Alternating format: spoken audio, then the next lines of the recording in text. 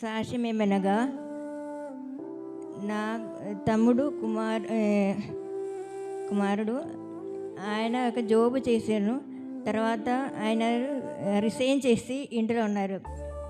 వేరే చోటులో అప్లికేషన్ ఇచ్చారు, కానీ 2 నెలల తర్వాత కూడా ఎవరు పిలవలేదు.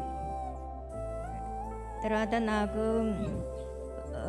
చాలా బాధలతో నాకు చెప్పాను, నా కోసం ప్రార్థన చేయండి, నేను ఇప్పుడు ఖాళీగా ఉన్నారు. నేను ఇక్కడే పోయా ఈ ఉపవాస ప్రార్థన కూటమిలో దేవుడితో మొరబెట్టారు ఆయన కోసం. నాకు 2 రోజుల ముందు నాకు ఆయన ఫోన్ చేసి చెప్పారు, నాకు మంచి ఉద్యోగం జరిగింది, ముందుకంటే ఎక్కువ సాలరీతో మాకు ఉద్యోగం జరిగింది అని చెప్పారు.